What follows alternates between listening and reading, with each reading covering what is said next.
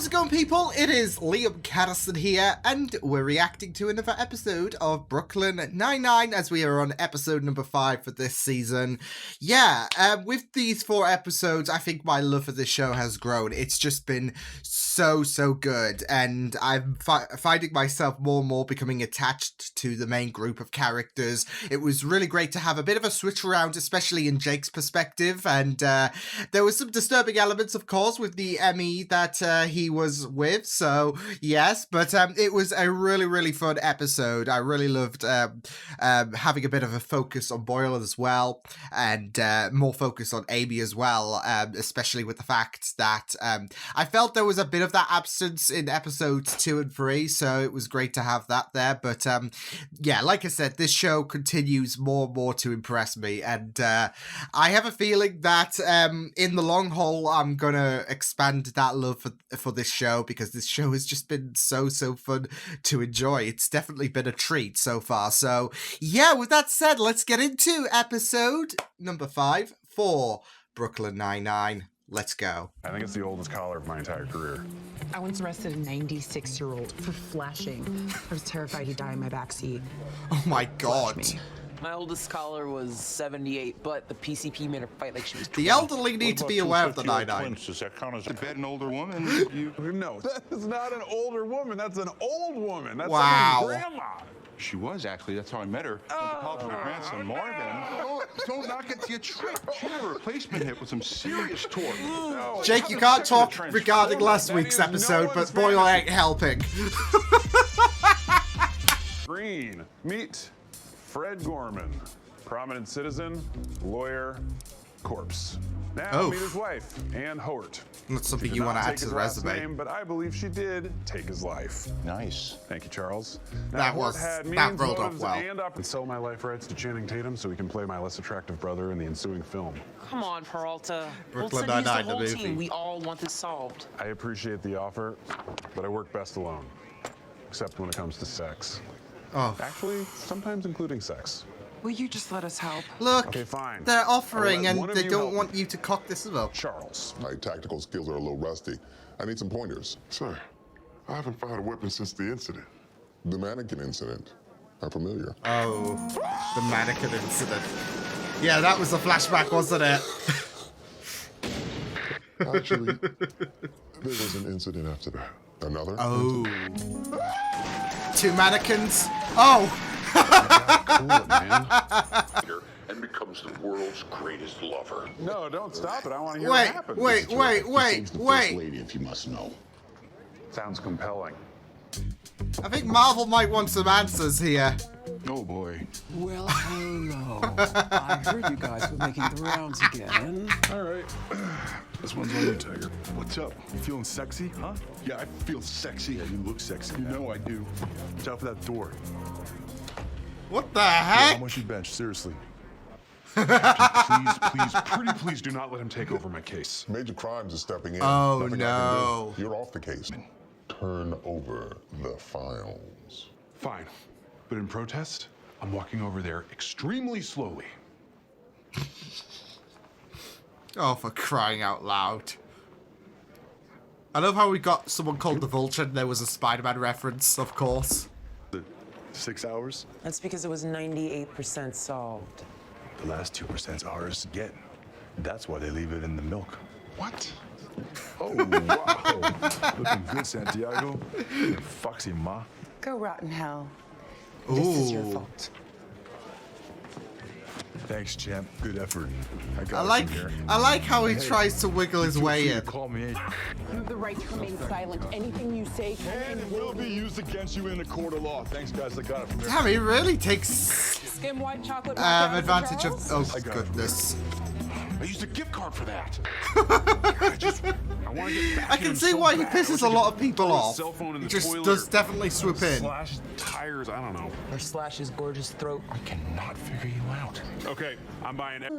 No, Gina, we've been over this. Well, show me. Like, wrap your thick, muscular arms around me and Lord, Gina. All right, look. This Hands guy here, has a stand up family. straight, chin forward. hold on. I know that just. Gina, Now, when I lock my shooting arm, the other hand feels unstable. bring air into your lungs like you've done your whole life. He's gonna, yeah. Guys, how do you breathe? I forgot how to breathe. Oh no, Terry. 2 in, 1 out. Scully asked for mashed potatoes, so I wrote that down. Well, I hate to say it, but I think by default, Charles's motorcycle idea is the winner. Yeah, winning by default. Let's get into it. Anybody know where the Vulture I love lives? this idea of just getting back to How do you him. know that? Chugging boys, we're rolling. Take that, Vulture! All right. Think about it, Amy. We go back to the scene of the crime, find the murder weapon, and out-vulture the Vulture. No one gets in trouble if we crack the case. Okay, Can't screw stop it, all of I'm us. in. Yes, that's right. All right. But at least, We're getting revenge. you know, We're a Jake little has bit tipsy. discarded that We should lone not be wolf driving. thing. We're taking. You just don't have to be such a butthead about it. What? I just can't believe you would call me a butthead. It's so harsh. I ship them two so much. Oh. Hitchcock farts nonstop. Still waiting, Sergeant. Don't you darling me, you philanderer! No, you're the husband. The husband had the affair. I'm always the victim. I don't want to be the victim. Okay, Charles is the door. No, I'll be the victim. Don't. Okay, so wife goes into the drawer, gets the corkscrew, stab, Bam. stab, stab. What did she do with the corkscrew? She dumps in the hallway. Okay, I want in, but I only want to stab you. Fine. Charles, You're the door. victim this Right. time. He's still a doll. Okay, sweetheart. Time to die. That seems a little harsh. What if it was a magnetic corkscrew? Ooh. The corkscrew was on a magnet. Hands in the air. Oh no! Broad shoulders, stack. Apparently, our detective squad has gotten drunk, compromised the crime scene, and an officer has gotten stuck in the trash chute. I need you to lead this. Side, just like you said. Boyle, I'm pulling you out. Oh no! Oh! Oh! Good on Boyle though! This is the proudest moment of my career. Oh my God, you guys, we out-vultured the vulture. Yay! And he's just throwing his toys out the that? prop. What? It's a vulture. I can't let that happen. Wait. Damn it. Look, it's not your fault either. And it's not the Vulture's fault. It's Amy's. I know, it's mine. It's mine. Okay? God, I do not love how this worked out. You took the initiative. Don't put this in Santiago. Pembroke. God, now what? Keep up the bad work, chap. Here it comes. Why does he keep touching my butt? Stay foxy. Die lonely. Well, Oh! case closed. Good work, everyone. Let's call it a night. Without involved was the Right Honorable J. Okay, I know. My point is, it was a Peralta special, sir. No one He else was took there. initiative and Well, Detective, I'm happy to see you learning how to be part of a team. he's taking the fall for Go. everyone. Slip it off. Feeling fear. You should just stay in the office all day, every day, and be my bestie. Oh You my could join god! Dance True Floorgasm. We're looking for a man of precisely your. It's gonna be a long road, but I'm ready to get myself back in the game. I know you will. I mean, eventually. Check it out. Perfect, right? Yeah. Dear Vulture, enjoy my big white ass. Jake. There you are. That Always is take the high road, gold! Charles. Always take the high road. Yep, always take the high road. Oh man. I mean, why not? Why not? He keeps smacking it, so give him a memento, give him a trophy. That way he can keep looking at it and then... Bloody hell. I love this show. This show is just so fun. It's, you know, yeah, irresponsible to have drunken people, drunken like officers and yes, all those people go out, try to solve things for themselves because of the fact that they don't want Vulture to get the last laugh. But hey, there's a great importance in terms of that development with Jake, especially since everyone was there. But he did take initiative, didn't he? So he took the fall for everyone. And yeah, decided to, I guess, hand Vulture the victory, even though Vulture can't take this as a moral victory because Jake solved it. So ultimately, Jake and Co won. So, oh man, this show never ceases to amaze me. So yeah, fun stuff with this episode. Really great. Especially with the fact that we kind of, well, I like the idea that you had most of the main crew, of course, trying to figure out how do we solve a problem like the Vulture. Like they knew who was the murderer, I guess, with this week's episode, but they were just the bigger problem was the Vulture. He came swooping in, as they said, and were a hindrance to him and well, to them, should I say?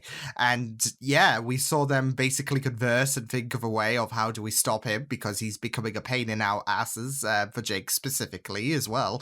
Yeah, it was really really fun to see them just. I would say have this defeated atmosphere because he was taking over Jake's spot and you saw them just get drunk and out of that drunkenness they had that defeated I guess depressive atmosphere in terms of okay, we need to find a way to stop him and deal with him like our own way, and them deciding to take up the investigation. That's that raw bit of feeling. It was really really incredible, and I really like the idea that there is this small victory that the Vulture can take. He can still swoop in and take that small victory, but it's bitter because Jake and Co have solved the have solved the full thing. It's like that 98% quote that the Vulture did complete in terms of there was only 2% remaining and they found 2%. So because that was essentially it. They knew who the murderer was and they couldn't find the thing. And the irony is with his smug attitude, Jake and Co, they were able to find the murder weapon. So I really loved it. But it was really, really fun seeing this animosity that the 9-9 had against the Vulture. He had bragging rights, had that arrogance to them, and he stole their thunder so bad. And it was just so fun stuff. So yeah, it's really good though. Like again, there is a difference in terms of atmosphere, in terms of pairing these characters up together, and you have everyone bar Gina, Terry, and Holt just come together and bond really, especially with Jake and how he was so optimistic on being the lone wolf, and you had that realization that the support of others really benefited him because he was able to have the last laugh over Vulture, who was compromising his in his mind, his effectiveness because he works well as a lone wolf. But the irony is that he needed the help of others in order to stop Vulture from taking his spotlight. So I think it's this idea that sometimes support isn't too bad, right? So yeah, it was just really, really good stuff, though. I really thought that it was just a very, very fun episode overall. I really loved the beginning part as well when they were talking about their oldest arrests, and Boyle had a completely different approach to this. The elderly was still involved, but he got shot in the foot with that one, so it was just very, very comical, so I just loved it. But I had a lot of fun focusing on Jake's side of the story, and I really liked the idea that he took the rap for everyone, because everyone was there, and I think Holt acknowledged that, but Jake was the one who took the initiative. He was, if anything, the ringleader, and he didn't want his comrades to be punished. And I think that goes back to the lone wolf thing, really, because of the fact that he could have had Santiago, he could have had everyone else take the put on the chopping block, I guess. So yeah. But he decided to be the lone wolf and taking the falls. So I really, really love, that parallel to what he said to everyone saying, oh, we can help out. and he was like, no, I'm a lone wolf. And then he didn't want their help he didn't want their assistance in taking the fall with him. He decided to take the fall himself. He's a lone wolf in that blame game. So I really, really love that kind of parallel that there is. But I also really love Terry's storyline. I really love the fact that we got a great emphasis on his character in this episode. Of course, we know that he's been very, very adamant on not returning to the field. He has that love for his children and that fear of, I guess, being alone or leaving them alone, should I say, has kind of compromised him. And you had Holt try to help him out because he is very, very valuable, and he only wants to help try to squash those fears.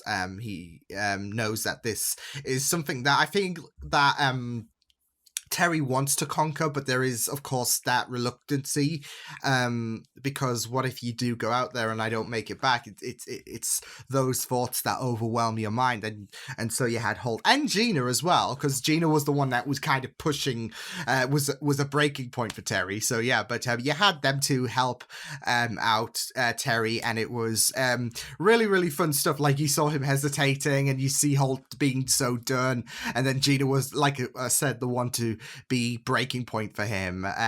So I really loved that. So and I just really loved the fact that you had Gina, like I said, Gina being breaking point, and she was like, oh, do I do this, and then you had Terry in an act of I guess without contemplating it, you had him say, this is how you do it, and then he realized, and then once you put your mind to it, it's like, I don't know, I'm completely freezing all over the place. So it was just really, really fun like stuff to see. Like it's fun, but also very, very sad as well to see Terry contemplate things, spend hours trying to conquer this fear, but it's holding him back. And it is very, very great to go into his character, because those fears can impact us sometimes, and like Jake and his situation, help isn't always help's always a very, very beneficial thing. And there when we need it the most. Like Jake, he needed help the most. Terry needed help the most in this episode, and Holt wanted to assist him, just like Santiago, Diaz, and Boyle. They wanted to help Jake in order to keep him afloat, really. So it was really, really good to have Holt and Gina to try to tackle that thing that was plaguing Terry. So yeah. And I also really love him having that dad attitude to Jake as well, after he found out the whole situation about Jake and Co. Drunkenly solving the situation with the weapon, and how it's so funny because obviously Holt, if anything, is the mentor, and then Terry, I think, kind of confirms in this episode he is the dad to the rest of the 9-9. And I really like the fact that he has this stiff exterior to Jake and Co, and there is a bit more of a cautious side to his actual family. So it's really, really good stuff to see. But I really loved Terry's story in this episode. So yeah, but overall, very fun episode, especially with Jake and Co trying to solve the problem that was the Vulture. I have a feeling we haven't seen the last of him. He might be the first of recurring characters for this show in terms of every so often, because I could see him making an appearance over and over again. But it was really great to see Jake and Co try to plan their revenge, team up, and basically work together, as well as Terry's story. So fun episode overall, and I'm continuing to love the show. So yeah, but yeah, until then, I will see you guys next time. Hope you guys enjoyed this reaction. You can check my videos on the right if you want to check out more of my content. You can also subscribe to my media feeds and channel if you want to. Hope you guys enjoyed this reaction. Hope you guys take care, and I will see you guys next time. Toodles!